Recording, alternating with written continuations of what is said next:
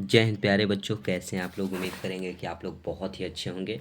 तो बच्चों, हम लेकर के आ चुके हैं बिहार डीएलएड वाले बच्चों के लिए साथियों जीके जीएस का शानदार क्लास, जो कि आपके लिए बच्चों बहुत ही महत्वपूर्ण होने वाला है। डीएलएड वाले बच्चों के लिए बहुत ही महत्वपूर्ण होने वाला है बच्चों। और डीएलएड के बच्चे अभी तक हमारे चैनल से नहीं जुड़े हैं तो जुड़ जाएंगे, क्योंकि बच्चों डीएलएड का एग्ज़ाम फरवरी बच्चों लास्ट वीक तक हो जाएगा और आपका टाइम बहुत कम बच चुका है। अब 20 से 22 दिन अब टाइम बचा हुआ है बच्चों। इतने दिन में अगर ज़बरदस्त तैयारी करना चाहते हैं तो मोटिवेशन गुरु मिथिलेश यूट्यूब चैनल से ज़रूर जुड़े सभी बच्चे। एक बार सेशन को बच्चों अपने दोस्तों तक शेयर ज़रूर करेंगे, ठीक है। यहाँ पे बच्चों आपको जीके जीएस का 20 प्रश्न आपके एग्जाम में आते हैं तो 20 प्रश्न लेकर के आएंगे बच्चों, लेकिन हर एक प्रश्नों से हम 5 प्रश्न एक्स्ट्रा बताएंगे। तो समझ लीजिए कि 100 प्रश्न लगभग बच्चों हम आपको इस क्लास में करा देंगे। और डेली क्लास चलता है साथियों जीके जीएस का। इधर सरस्वती पूजा की वजह से 2-3 दिन क्लास आप लोगों का जीके जीएस का नहीं हुआ था, लेकिन हिंदी का क्लास बच्चों आप लोगों का रेगुलर रेगुलर चल रहा है। आप हिंदी में ज़रूर जुड़े। बहुत सारे बच्चे पढ़ रहे हैं, लुत्फ़ उठा रहे हैं बच्चों क्लास का। आप भी लुत्फ़ उठाइए, आप आनंद लीजिए बच्चों क्लासों का। और जीके जीएस हिंदी जो है वो याद कीजिए। हिंदी तो आपको बच्चों 25 प्रश्न पूछे जाते हैं और जीके जीएस 20, यानी कि हमारे साथ अगर जुड़े हैं तो 45 मार्क्स आपके बच्चों कोई नहीं रोकेगा। 100% है बच्चों कि आप लोग 45 में 45 करके आइएगा। तो ज़्यादा टाइम नहीं लेंगे बच्चों। सेशन अच्छा लगे तो सभी बच्चे लाइक करेंगे, दोस्तों तक शेयर करना ना भूलिए। चैनल को अभी तक बच्चे सब्सक्राइब नहीं किए हैं वो चैनल को सब्सक्राइब कर करके साथ ही साथ घंटी को दबाकर ऑल पे सेट कर लेंगे, ताकि डेली के क्लास अपलोड हो और नोटिफिकेशन आपको मिले और आप सबसे पहले क्लास अटेंड कर सकेंगे। पीडीएफ चाहिए बच्चों तो टेलीग्राम का लिंक आपको डिस्क्रिप्शन में दिया गया है, आप वहां से जाइए और टेलीग्राम से ज़रूर जुड़ जाइएगा बच्चों।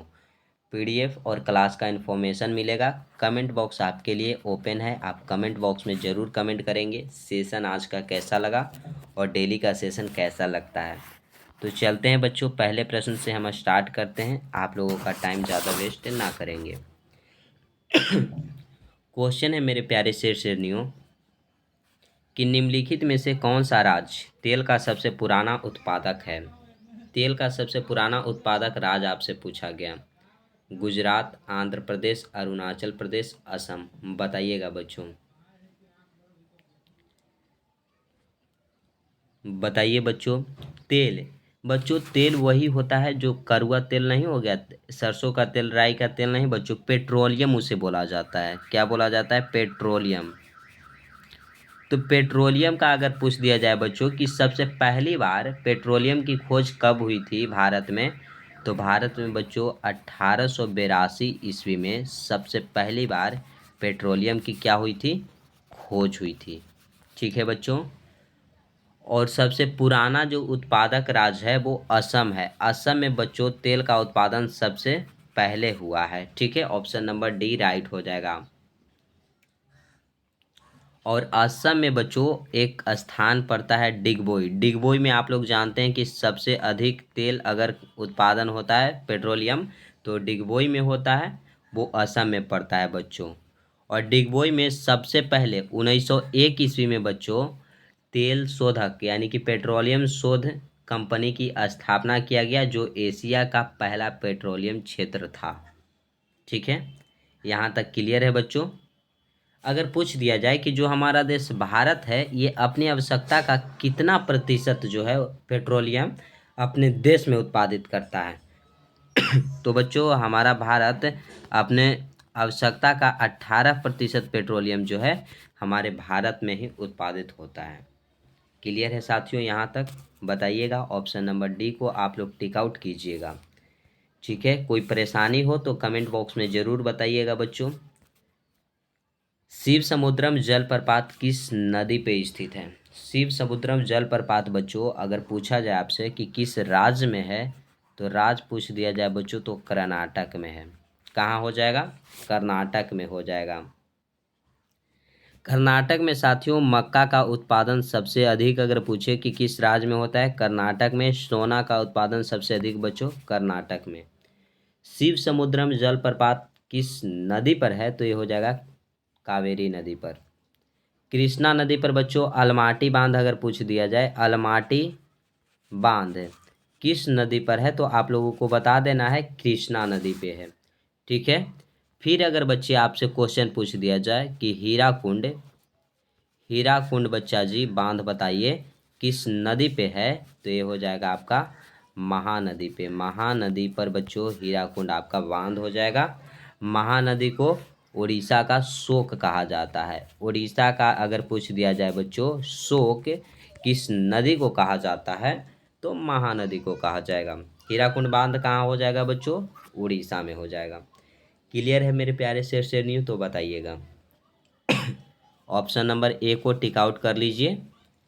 ठीक है। आप लोग एकाग्रता पूर्वक क्लास को कीजिएगा बच्चों, ज़्यादा हल्ला नहीं कीजिए, शोरगुल आप लोगों का आ रहा है इधर। आप लोग अच्छे से बैठ करके पढ़ें, क्योंकि एग्ज़ाम बहुत नज़दीक आ चुका है मेरे भाई।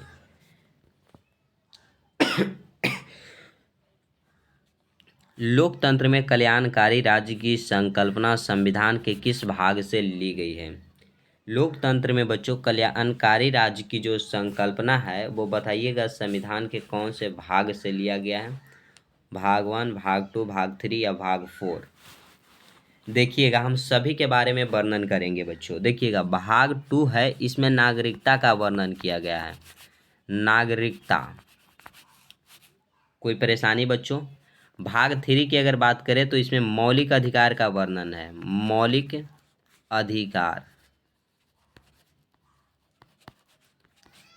भाग 4 की बात करें बच्चों तो डीपीएसपी यानी कि राज्य के नीति निर्देशक तत्व के बारे में वर्णन किया गया है। भाग अगर फर्स्ट के बारे में बात करें बच्चों तो भारत संघ राज्य की जानकारी मिलता है। यहाँ संघ राज्य की जानकारी हो जाएगा बच्चों, राज्य की जानकारी। ठीक है। और आपसे क्वेश्चन पूछा गया, ये सब तो नोट कीजिएगा आप लोग। आपसे पूछ दिया जाएगा कि नागरिकता कौन से भाग में इसका वर्णन है, तो भाग 2 में है बच्चों। मौलिक अधिकार तो भाग 3 में है। डीपीएसपी यानी कि राज्य के नीति निर्देशक सिद्धांत या तत्व तो भाग 4 में है। भारत राज्यों का संघ है यानी कि संघ राज्य, तो यह भाग 1 में। और क्वेश्चन है कि कल्याणकारी राज्य की संकल्पना संविधान के किस भाग से ली गई है, तो बच्चों भाग 4 से ली गई है। ऑप्शन नंबर आपका बी जो है वो राइट होगा। 100% बच्चों आप लोगों का आंसर जो है वहाँ राइट दिया जाएगा यहाँ पे। ठीक है। और 100% आपको वर्णन किया जाएगा सभी प्रश्नों के बारे में। क्वेश्चन है कि बागमती परियोजना बिहार के किस जिले में स्थित है। बागमती परियोजना बच्चों बताइएगा बिहार के किस जिले में स्थित है। गया, दरभंगा, रोहतास, सीतामढ़ी, तो हो जाएगा बच्चों सीतामढ़ी में है स्थित। ऑप्शन नंबर डी राइट हो जाएगा।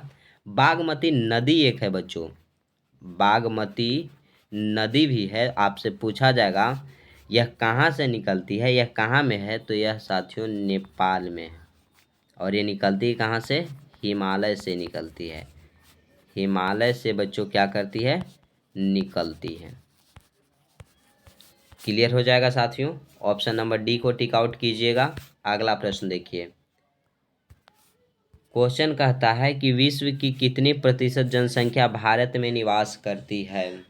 भारत में निवास करती है बच्चों, बताइएगा कितनी प्रतिशत जनसंख्या। तो जनसंख्या के बारे में कब पता चला था बच्चों, क्योंकि जब जनगणना हुआ था।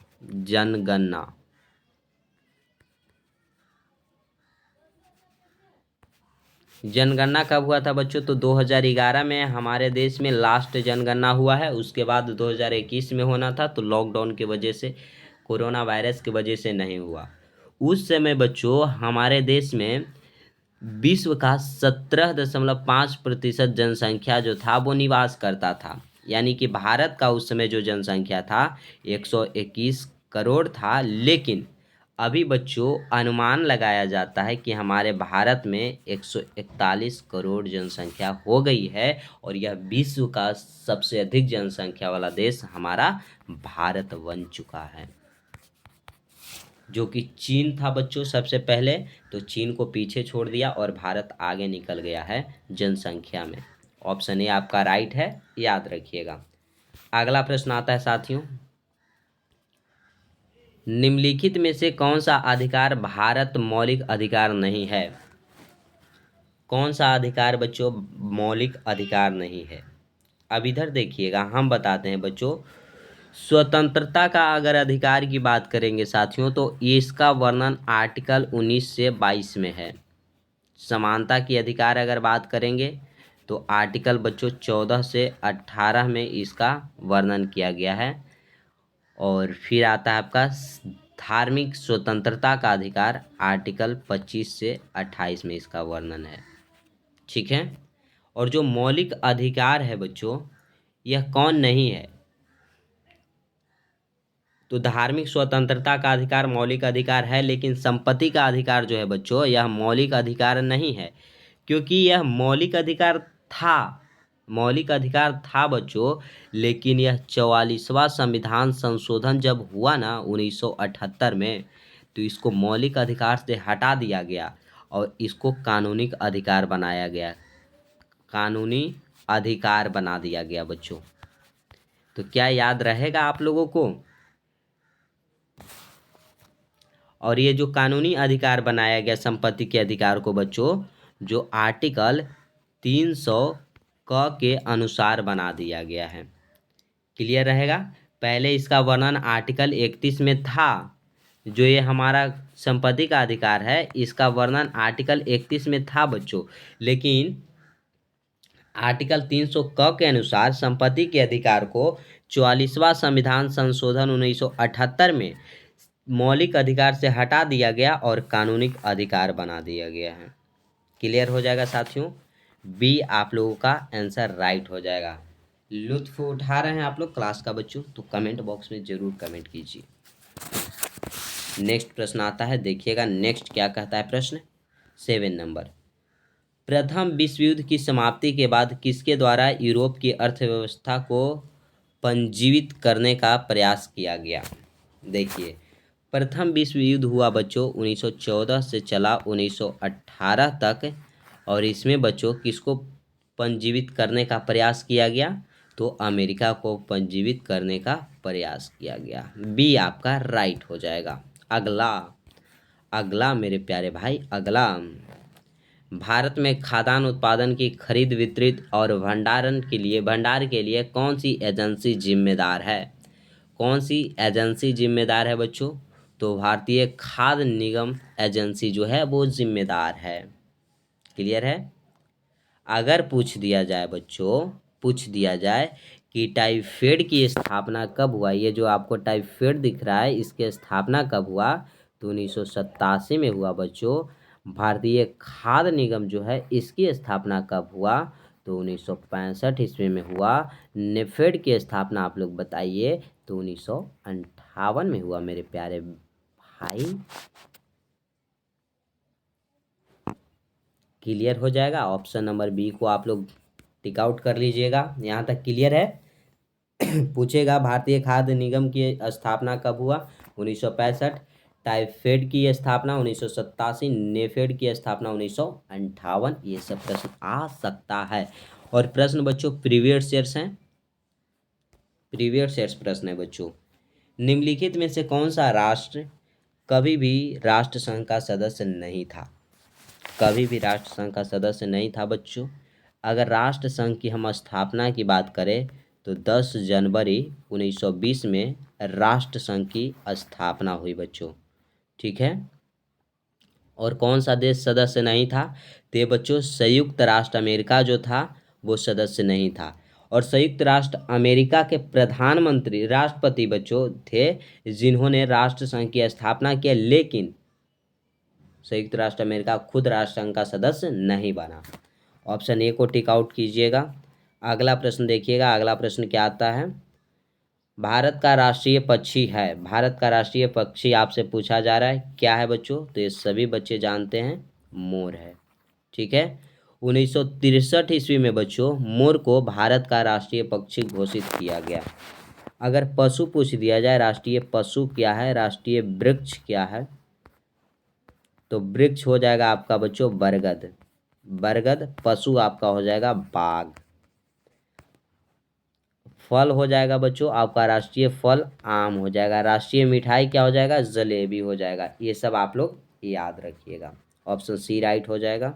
ये सब पूछा गया प्रश्न है बच्चों, बताइएगा कितना आसान सवाल पूछ लिए जाते हैं, इसीलिए आसान ही आप लोगों को हम बता देते हैं।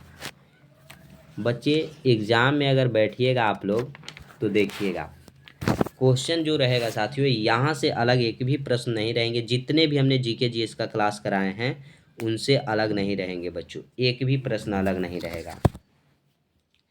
क्वेश्चन कहता है कि निम्नलिखित में से कौन सा लोकतंत्र की उपलब्धियों में सबसे अधिक सहायक है, तो सबसे अधिक सहायक है बच्चों विकास। लोकतंत्र की उपलब्धियों में सबसे अधिक सहायक विकास हो जाएगा साथियों, क्या हो जाएगा, विकास होगा, याद रखिए। अगला प्रश्न है, निम्नलिखित में से कौन सा देश चावल का सबसे प्रमुख उत्पादक है। चावल का सबसे प्रमुख उत्पादक बच्चों मिस्र, पाकिस्तान, मलेशिया, चीन। सबसे प्रमुख उत्पादक बताइए। और सेकेंड स्थान पे बच्चों आता है हमारा भारत, जो कि चावल का उत्पादन में सेकेंड स्थान पे आता है। और सबसे पहले स्थान पे आता है चीन। ऑप्शन नंबर डी जो है वो राइट हो जाएगा। नाजी पार्टी का प्रतीक चिन्ह क्या था। अब यहाँ पे आता है बच्चों नाजी पार्टी। तो नाजी पार्टी के बारे में जानने से पहले बच्चों पहले ये जानते हैं, कबूतर देखिएगा जो कि शांति का प्रतीक है। कबूतर मेरे प्यारे साथियों शांति का प्रतीक है। लाल झंडा अगर पूछा जाए तो साम्यवादी पार्टी का प्रतीक था,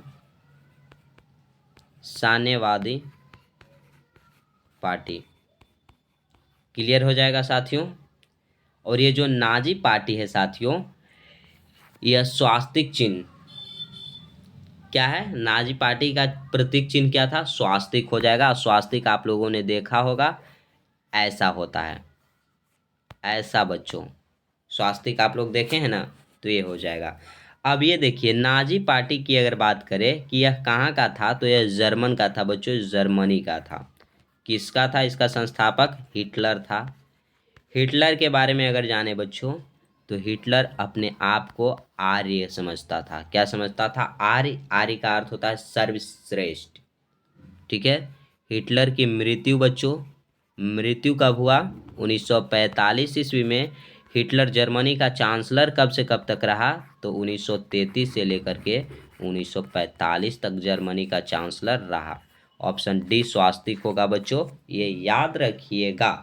कोई परेशानी बच्चों, समझने में कोई परेशानी, तो आप लोग ज़रूर कमेंट बॉक्स में कमेंट कीजिएगा मेरे प्यारे भाइयों एवं बहनों, ठीक है। अगला देखिए, all Indian trade unit Congress AITUC का गठन कब और किसकी अध्यक्षता में किया गया। तो इसकी जो गठन है बच्चों, यह 31 अक्टूबर 1920 को लाला लाजपत राय की अध्यक्षता में किया गया। ए राइट हो जाएगा। बाल गंगाधर तिलक ने बच्चों होम रूल लिंग की स्थापना किए। होम रूल लिंग की स्थापना किए कब, 1916 में Lala Lajpat Rai. PNB Punjab national bank की स्थापना बच्चों लाला लाजपत राय ने की है, ठीक है। महात्मा गांधी करो या मरो का नारा, करो या मरो का नारा आपसे पूछ दिया जाए किसने दिया, तो महात्मा गांधी ने दिया।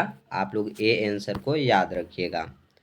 नेक्स्ट आता है, निम्नलिखित में किस मापनी के द्वारा किमी और मील दोनों की दूरियां को दर्शाया जा सकता है। तो साथियों रेखीय मापनी द्वारा दोनों की दूरियां को दर्शाया जा सकता है। ऑप्शन सी जो है वो राइट आंसर होगा। पटना उच्च न्यायालय की स्थापना बच्चों 1916 में होता है। अगर पूछ दिया जाए कि इलाहाबाद उच्च न्यायालय की स्थापना, इलाहाबाद उच्च न्यायालय की स्थापना कब होता है बच्चों, तो 1866 ईस्वी में होता है। क्लियर है, डी याद रखिएगा। 4 प्रश्न और हैं बच्चों। वास्को डी गामा को भारत पहुंचने का मार्ग किसने बताया था। तो वास्को डी गामा को साथियों भारत पहुंचने का जो मार्ग है वो अब्दुल मजीद ने बताया था। ऑप्शन नंबर डी राइट हो जाएगा। मैगलेन बच्चों 1519 ईस्वी में पूरे विश्व का भ्रमण किया था समुद्री मार्ग द्वारा। समुद्री मार्ग के द्वारा बच्चों मैगलेन ने 1519 ईस्वी में पूरे विश्व का भ्रमण किया था। और ये अब्दुल मजीद जो था वो गुजरात का था। कहाँ का था साथियों? गुजरात का था। नेक्स्ट, बिहार विधानसभा में कितने निर्वाचित क्षेत्र हैं? तो साथियों बिहार विधानसभा में निर्वाचित क्षेत्र अगर पूछा जाए तो 243 हैं। अगर यूपी के निर्वाचित क्षेत्र पूछ दिया जाए तो 403 है साथियों। दिल्ली का पूछ दिया जाए आपसे, दिल्ली का साथियों, तो दिल्ली का 70 है। हरियाणा पूछ दिया जाए, हरियाणा साथियों, हरियाणा, हरियाणा, हरियाणा ना बच्चों 90। ठीक है, ऑप्शन नंबर ए राइट हो जाएगा आपका। अगला प्रश्न है, प्रथम विश्व युद्ध के बाद 14 सूत्री योजना किसने प्रस्तुत की? प्रथम विश्व युद्ध हुआ बच्चों, उसके बाद जो 14 सूत्री योजना है यह प्रस्तुत किया था वुडरो विल्सन ने। ऑप्शन नंबर डी राइट हो जाएगा। प्रथम विश्व युद्ध 1914 से 1918 तक चला था, यह भी याद रखिएगा। नेक्स्ट प्रश्न आता है और ये लास्ट प्रश्न बच्चों, इनमें कौन परिवहन का मार्ग नहीं है? तो सड़क तो बच्चों परिवहन का मार्ग है और सबसे सरल परिवहन का मार्ग सड़क है। वायु भी है बच्चों, जल भी है, लेकिन पर्वत शिखर नहीं है। ऑप्शन नंबर बी जो है बच्चों वो आपका राइट आंसर होगा। और ये प्रश्न हुआ साथियों समाप्त। सेशन अच्छा लगा होगा तो सेशन को सभी बच्चे लाइक करेंगे, दोस्तों में शेयर करना नहीं भूलिएगा बच्चों। कमेंट बॉक्स में कमेंट आप लोग ज़रूर कीजिएगा आज का सेशन कैसा लगा और डेली का सेशन कैसा लगता है बच्चों, इतना कीजिएगा। इतना ज़रूर कीजिएगा बच्चों। पीडीएफ के लिए टेलीग्राम का लिंक आपको डिस्क्रिप्शन में दिया गया है, आप लोग टेलीग्राम से ज़रूर जुड़े। चैनल को सब्सक्राइब नहीं किए हैं तो चैनल को सब्सक्राइब कर करके घंटी को दबाकर बेल आइकन को ऑल पे सेट कर लेंगे ताकि नोटिफिकेशन मिले और आप सबसे पहले क्लास अटेंड कर सकेंगे। तो आज यहीं तक रखेंगे प्यारे साथियों। जय हिंद मेरे प्यारे सेठ सेठियों।